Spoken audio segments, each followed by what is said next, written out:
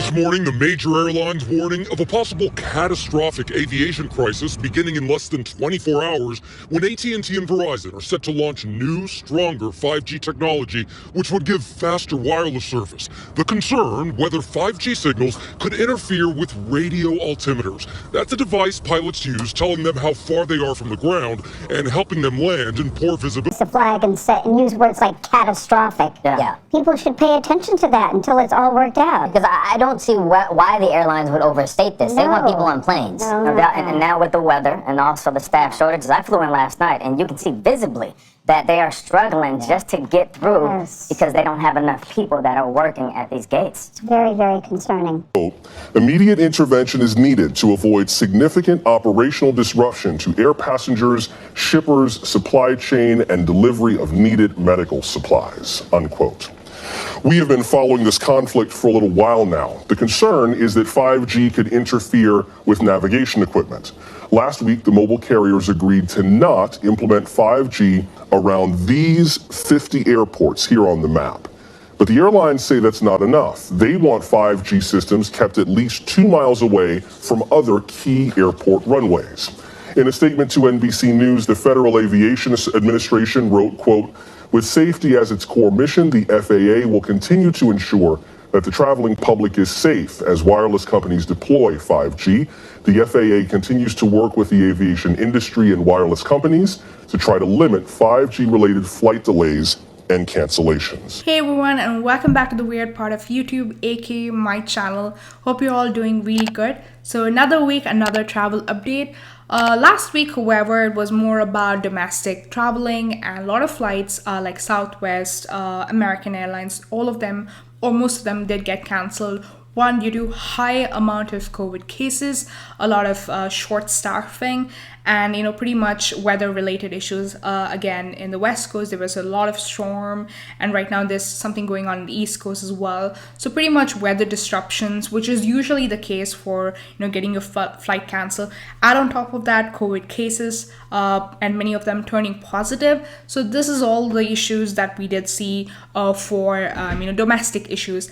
However, today, actually just yesterday, a lot of these flight carriers, that is international flight carriers such as Emirates, ANA, Japan Airlines, and pretty much any international airlines which travels a lot to the US, has been seeing some disruptions. The other thing is that the reason why, as the big why, is because of 5G. Just when people were joking about 5G causing disruptions and causing COVID cases, we now learn that 5G is actually disrupting the travel industry pretty much.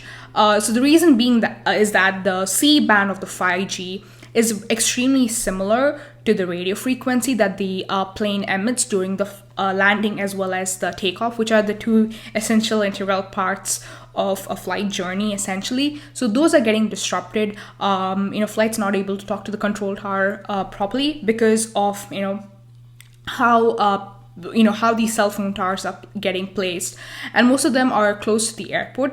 So Verizon and AT&T, both of these two telecom industries, which are huge giants in the US.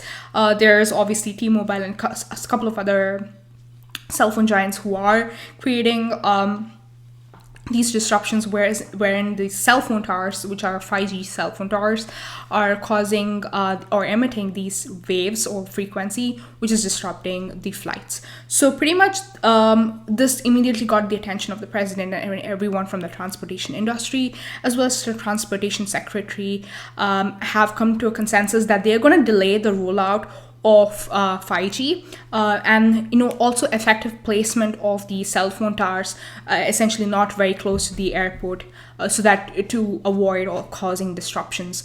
But there is a huge delay, further delay for this rollout. So it's at a pause stage right now, but airlines have to receive confirmation from the FFA for resuming the flights normally. So if you're one of those people who have already received flight cancellation, obviously your airlines is going to rebook for another date.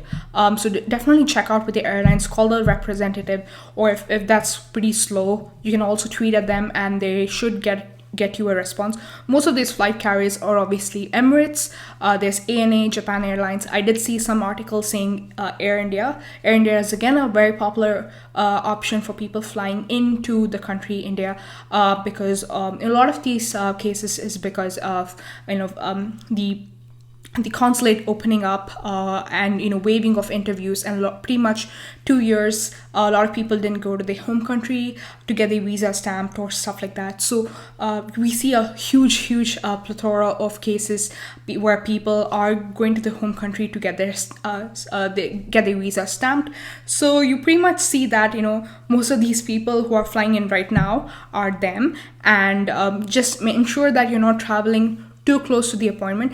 Again, this is gonna just get effective probably end of January at the very latest, and after that it's gonna be as usual, and because of the delayed rollout of the 5G spectrum. So what are these airports? So some of these airports that are getting affected, which have been identified, I've also listed down them in the description as well. So there's SF, which is where I live, so there's San Francisco, there's LAX, there's a couple of other airports as well. So about 50 airports, more or less, which are identified and more or less used for international flights as well.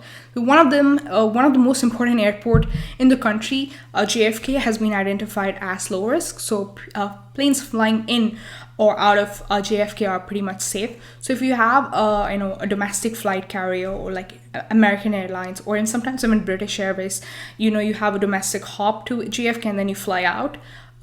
So those flights are pretty much safe. So again, these disruptions are more or less for a week or two at the very most. So my prediction is somewhere around this week or early next week, we're going to see all these disruptions where flights are going to get canceled and rescheduled for later. Again, if your flight has gotten rescheduled multiple times, like more than two, they're obviously going to refund it, like you would get your money back.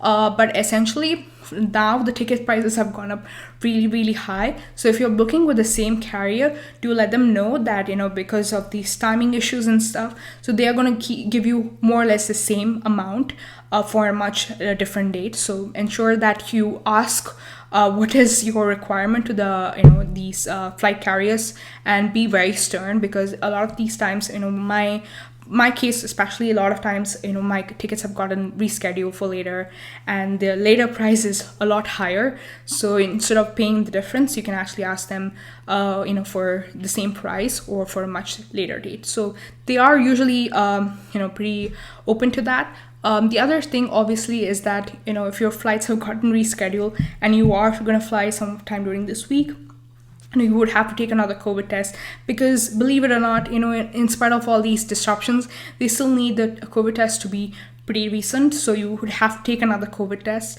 Luckily, most of these county tests are free of cost. There's a huge shortage of COVID tests.